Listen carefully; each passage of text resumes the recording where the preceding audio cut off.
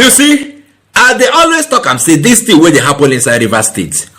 Tinubu and Wike, how are interested there? I can see it. There is these two people, they have interest there. And that is why they hear the state. Oh, how the mighty has fallen in River State. Ebeo, one of the highest contributors to our economy. They just hear the state anyhow. Now they want to go and do local government election. Under a state of emergency. Under a military regime. You declare state of emergency and suspended democratically elected persons.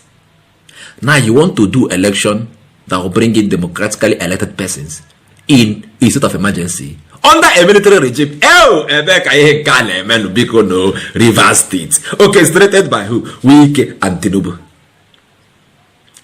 I thought I was the only one holding this belief that these people must have something special in that state, that they are causing all this trouble. Kata, kasala inside the state. Just they did the state anyhow. All the people they shout, Asawana, Wana, Asaproko, Proko. When they hear their voice again, all of them keep quiet. They hear their state anyhow. I thought I was the only one holding that belief. But people now don't they talk. Lawyers say don't they even lawyers they don't they make their own findings about what is happening in that River State. And some of them they have come to the conclusion that Tinubu and Wike were interested there. Let me play one video for you now so that you understand what I'm saying. Go watch a video. What is happening in River State today is an unusual situation we have found ourselves. I think we have entered a full-blown military dictatorship in River State, where from the actions of Mr. President and the sole administrator, we have seen that the Constitution of Nigeria and every law within this particular nation and within the state has been clearly suspended. Because when you look at the local government law, vis-a-vis our Constitution, look at the constitutional provisions and look at what these guys are doing in the state today, you would ask yourself, where is all these things coming from?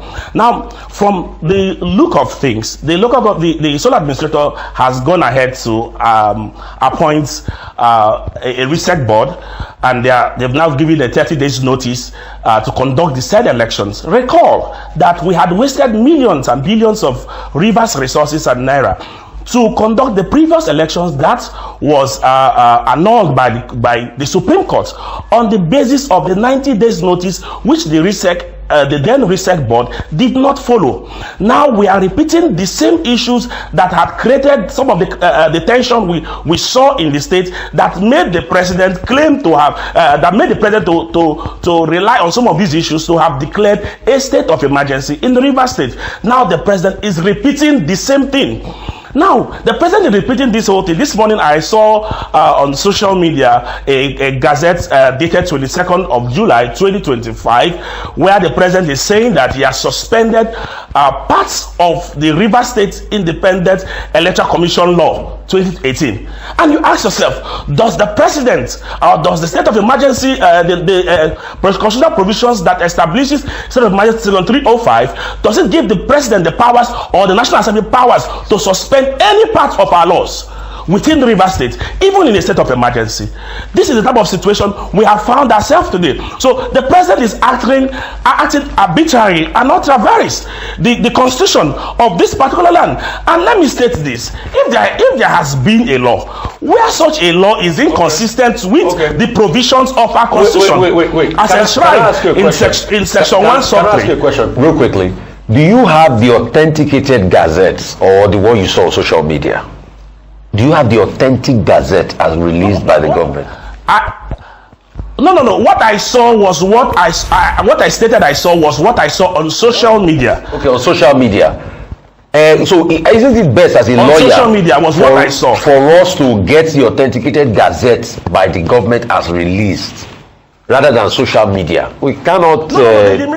No, the minister, recall, Mr. Rufai, recall that the minister of FCT has also alluded to the fact that the president has powers and has suspended sections of the River State Electoral Commission law. So that reason, that by the minister of the FCT in his media broadcast on Monday or thereabout, it also just supports what I have seen on social media. It doesn't negate it in any way. And if you also say, he also stated on the issue of the 30 days notice, which the Supreme Court has said, no, you must comply with a 90 days notice. So tell me, is the president can now sit down, nullify a Supreme Court decision that actually made or created tension within Rivers State to create further tension and to make Rivers people spend further money in Rivers State? I tell you, this president has something against Rivers people. But the last time you said no, the president does not have something. But when you look at the actions of the president, it shows clearly that there is something the president has against Rivers people, which is not in the best interest of Rivers State.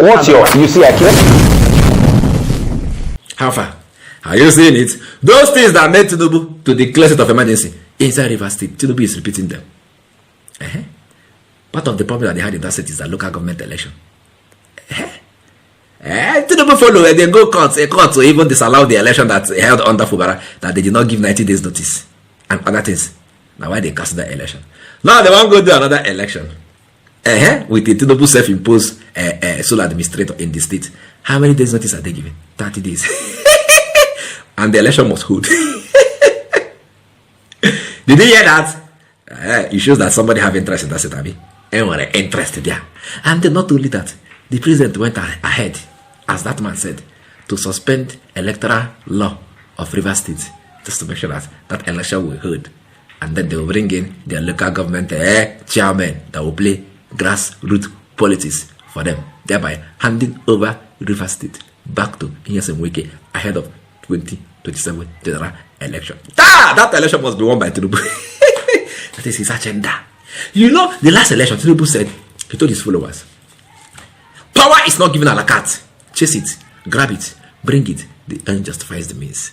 This time around, all he plays is grassroots now. That last time, he carry force. He say, if you're not voting here, leave here. This time around, he's not telling anybody if you're not voting.